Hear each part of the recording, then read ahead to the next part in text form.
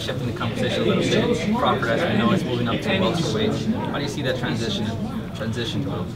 It's a great transition. You know, it was at the right time.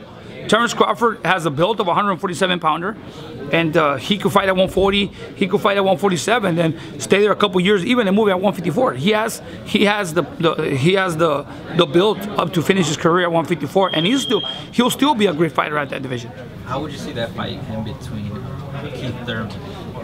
Oh, he'll beat Keith Thurman and Errol Spence because he's a technician. He's a well-rounded fighter. You know, he's a smart fighter. He'll pick you. You know, he'll demoralize you with his skill. You know, you could be a great fighter in every way, but when you step in the ring with a Terence Crawford, it's different. Is it safe to say he's the best welterweight in your opinion? He is. Without even... He is by far the best welterweight fighter right now. So he beats all the welterweights? Yes, sir. And shifting the conversation now again, Canelo versus Triple G. It looks like it's very close to being announced. I want to get your thoughts on the rematch. What do you think, Joel? I think Canelo will beat him in the rematch. I mean, Canelo was in control, even though he was inside, he was outside in the first fight. You know, if he got tired or whatever happened that night, Canelo was never in trouble. Canelo never got hurt.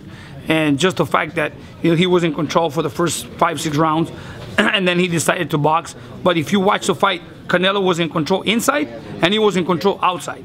So, you know, well, that tells you that on the next fight, Canelo can go in there and, you know, play the same kind of fight, but with more volume of work, and he'll win the fight. And lastly, any thoughts on Virgil Ortiz? I know he's about to train. Anything you want to tell us about him? Any thoughts about Virgil Ortiz? Yeah. I can tell you this. Be on the lookout for the next top prospect in boxing. I mean, if you think Lucas Matisse was a great, exciting fighter due to his power, wait till you see Virgil Ortiz come up. I mean, right now you see he's 8-0 with 8 knockouts. He's never been past 3 rounds. And right now I can tell you this: at 140 pounds, at his level, I don't think there's anybody that can stop him.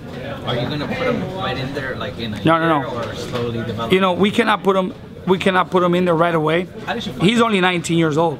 How did I fight him? How did I find him? His father sent him to us when he was an amateur, and we trained him for a tournament.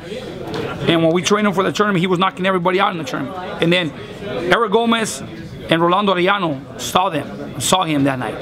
And I told him, this is the best fighter you're gonna see in the future. And there he is.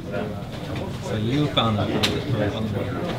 Well, yeah, I had him here. I trained him for that tournament, and I just told Rolando and Eric, look at this kid. If you're looking for the next prospect, this is the one. How excited are you to see him come from? Well, I'm very excited. I'm very excited because he started with us when he was 16 years old, but his father trained him since he was a kid, and his dad has taught him well.